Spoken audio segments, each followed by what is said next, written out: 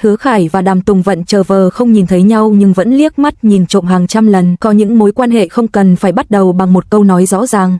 Chúng bắt đầu bằng ánh nhìn, không phải ánh nhìn trực diện, cũng không phải ánh nhìn cố ý, mà là những cái liếc rất nhanh, rất khẽ, đến mức nếu không để ý kỹ, người ta sẽ nghĩ rằng nó chưa từng tồn tại. Giữa Hứa Khải và Đàm Tùng Vận, mọi chuyện bắt đầu như thế. Họ đứng chung một không gian, biết rõ sự hiện diện của nhau, nhưng lại giả vờ như không thấy, không phải vì xa lạ, cũng không phải vì lạnh nhạt, mà vì giữa họ có một thứ gì đó quá rõ ràng, rõ đến mức nếu nhìn thẳng, mọi thứ sẽ không còn giữ được sự cân bằng mong manh ban đầu. Đàm Tùng Vận bước vào trước, cô đi rất bình thản, dáng vẻ quen thuộc của một người đã quen với việc xuất hiện trước đám đông. Ánh mắt cô hướng thẳng phía trước, không tìm kiếm, không dò xét, nhưng chỉ trong khoảnh khắc rất ngắn, khi đi ngang qua một góc phòng, ánh mắt ấy khẽ lệch đi, rất nhanh, rất tự nhiên và rất có chủ ý. Hứa Khải đang ở đó, anh không nhìn cô, ít nhất là không nhìn trực diện, ánh mắt anh dừng ở một điểm nào đó rất vô định, có thể là chiếc ly trên bàn, có thể là bức tranh trên tường, có thể là khoảng trống giữa những người xung quanh. Nhưng trong khoảnh khắc Đàm Tùng Vận liếc sang, anh biết cô vừa nhìn, biết ánh mắt ấy không phải vô tình, và biết rằng mình không phải là người duy nhất đang giả vờ.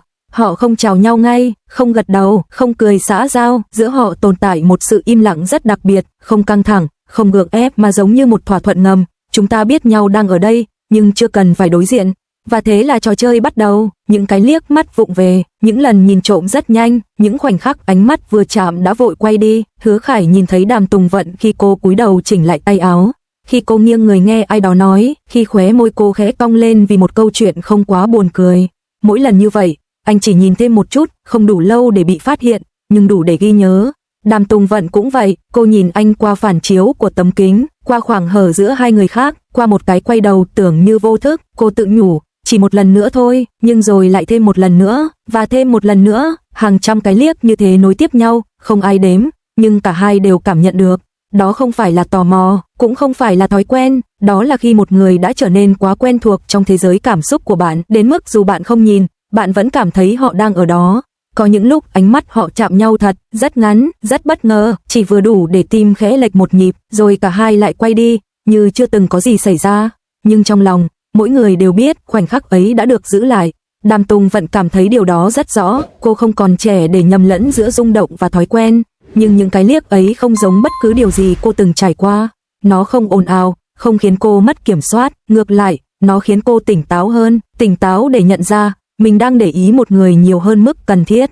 Hứa Khải cũng nhận ra điều đó, anh từng nghĩ mình là người đủ điềm tĩnh, nhưng việc phải giả vờ không nhìn trong khi ánh mắt cứ vô thức tìm về một hướng khiến anh hiểu ra, có những cảm xúc, càng cố giấu, càng rõ ràng. Có lúc anh tự hỏi, nếu mình nhìn thẳng, điều gì sẽ xảy ra? Nhưng rồi anh không làm, không phải vì sợ, mà vì anh trân trọng trạng thái này, trạng thái mà chỉ một ánh nhìn cũng đủ nói lên rất nhiều điều.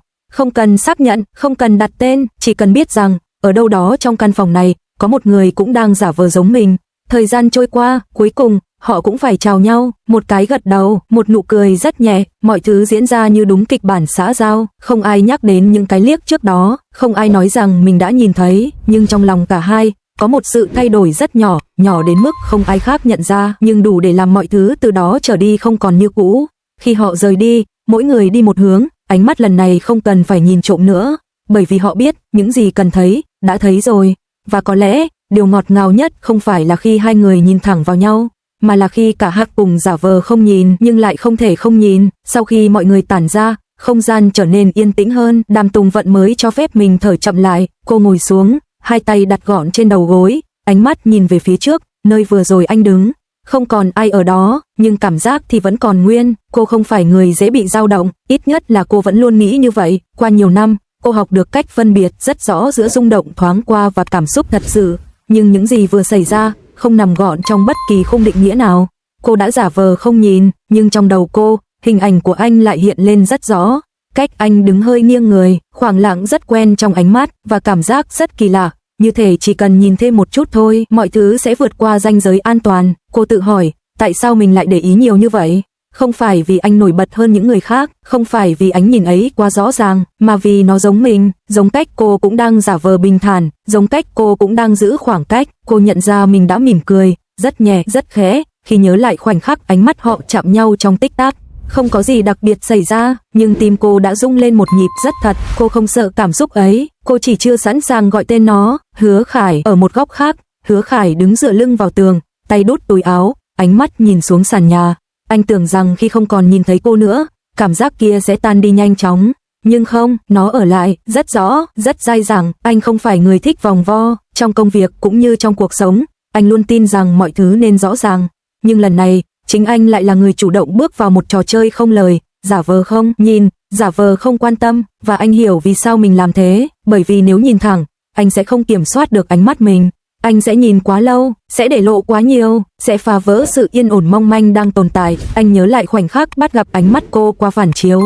Rất ngắn thôi, nhưng đủ để anh biết, cô cũng đang nhìn, không phải tò mò, không phải ngẫu nhiên, một cảm giác quen thuộc len vào lòng anh, cảm giác khi bạn nhận ra mình không đơn độc trong sự im lặng này. Anh khẽ thở dài, không phải vì mệt, mà vì bất lực trước chính mình. Anh tự nhủ, chỉ là một khoảnh khắc thôi, nhưng sâu trong lòng, anh biết, có những khoảnh khắc không biến mất dễ dàng như vậy. Khoảnh khắc họ nhận ra ánh nhìn đã trở thành thói quen, những ngày sau đó trôi qua rất bình thường, không có thêm những cuộc gặp gỡ đặc biệt, không có những khoảnh khắc gây xôn xao, mọi thứ diễn ra đúng như quỹ đạo quen thuộc của cuộc sống. Cho đến khi họ nhận ra một điều rất nhỏ, Đàm Tùng vẫn bước vào một căn phòng khác, theo phản xạ, ánh mắt cô tự động lướt qua một góc quen thuộc, dù lý trí không hề ra lệnh. Cô dừng lại một nhịp, và lúc ấy, cô hiểu, không phải vì anh đang ở đó, mà vì cô đã quen với việc tìm kiếm anh, ở một nơi khác. Hứa Khải cũng khựng lại khi bước vào một không gian đông người. Ánh mắt anh vô thức tìm về một dáng người quen, dù anh biết khả năng gặp lại lúc này là rất thấp. Anh bật cười, một nụ cười rất khẽ, chỉ mình anh biết, hóa ra, ánh nhìn ấy đã không còn là sự lựa chọn. Nó đã trở thành phản xạ, không cần lý do, không cần chủ ý, chỉ cần họ ở trong cùng một không gian, ánh mắt sẽ tự tìm nhau, dù cả hai vẫn giả vờ không nhìn, và trong khoảnh khắc nhận ra điều đó, không ai hoảng hốt. Không ai phủ nhận, cũng không ai vội vàng tiến thêm một bước, họ chỉ lặng lẽ chấp nhận có những thói quen được hình thành từ những điều rất nhỏ. Một ánh nhìn, một lần quay đi không đúng lúc, và đôi khi, chính những điều không được nói ra, lại ở lại lâu nhất. Nhiều năm trôi qua kể từ những ngày họ còn giả vờ quay đi, thời gian đã mang đi rất nhiều thứ, sự bối rối ban đầu, những khoảng lặng đầy dè chừng, cả thói quen giấu ánh mắt mỗi khi chạm phải nhau, nhưng thời gian cũng để lại những điều bền bỉ hơn, lặng lẽ hơn, như cách một dòng sông không còn cuộn sóng mà vẫn chảy rất sâu. Họ không còn đứng trong những không gian đông người với nỗi lo bị nhìn thấy, không còn phải mượn phản chiếu của kính hay những khoảnh khắc quay lưng để tìm kiếm nhau. Mọi thứ trở nên giản dị đến mức, đôi khi chính họ cũng quên mất đã từng có một thời như thế. Có một buổi chiều rất muộn, không sự kiện, không ống kính, không lý do đặc biệt, chỉ là hai người ngồi cạnh nhau, giữa một không gian quen thuộc, ánh đèn dịu và tiếng gió thổi rất nhẹ qua khung cửa. Đàm Tùng Vận đang nói dở một câu chuyện, giọng cô bình thản, nhịp điệu chậm rãi, nhưng rồi, như một phản xạ đã tồn tại từ rất lâu, cô dừng lại. Cô quay đầu, và lần này, cô không quay đi nữa. Ánh mắt cô chạm thẳng vào ánh mắt anh, không né tránh, không thử thách, không cần kiểm tra xem người kia có đang nhìn hay không. Chỉ là nhìn. Hứa Khải không bất ngờ, anh không hỏi, anh cũng không cười, anh chỉ nhìn lại, rất tự nhiên, rất yên ổn, như thể đây là điều lẽ ra đã nên xảy ra từ lâu. Trong ánh nhìn ấy không còn sự tò mò của những ngày đầu, không còn sự do dự của những lần quay đi vội vã, chỉ còn sự quen thuộc, thứ cảm giác khi bạn nhìn một người mà không cần chuẩn bị tâm lý. Họ hiểu nhau mà không cần lời giải thích, hiểu rằng đã từng có những lúc ánh nhìn phải giấu đi vì sợ vượt qua giới hạn, hiểu rằng đã từng có những lần quay lưng không phải vì không muốn nhìn, mà vì nhìn quá nhiều. Và bây giờ, khi mọi thứ đã lắng xuống, khi cả hai đã đủ bình thản để đứng cạnh nhau mà không cần tự bảo vệ, ánh nhìn ấy không còn là điều cần che giấu, nó trở thành một phần của sự hiện diện, giống như cách bạn nhìn bầu trời mỗi chiều, không phải vì tìm kiếm điều gì, chỉ vì nó ở đó. Đàm Tùng Vận khẽ mỉm cười, không phải nụ cười rạng rỡ dành cho thế giới, mà là nụ cười rất nhỏ, rất riêng, dành cho người đang ngồi trước mặt cô. Hứa Khải cũng cười, không phải vì khoảnh khắc ấy đặc biệt, mà vì anh nhận ra, mọi khoảnh khắc từ bây giờ đều có thể bình thường mà vẫn đủ đầy. Ánh nhìn từng phải giấu kín nay đã không còn cần lý do để tồn tại. Nó ở lại, không ồn ào, không cần chứng minh. Và nếu có ai đó hỏi họ rằng tình yêu bắt đầu từ khi nào, có lẽ cả hai sẽ không đưa ra một mốc thời gian chính xác. Bởi vì tình yêu của họ không bắt đầu từ một lời tỏ tình, mà bắt đầu từ một ánh nhìn rất lâu về trước, và kết thúc, không phải bằng sự kết thúc mà bằng một sự ở lại.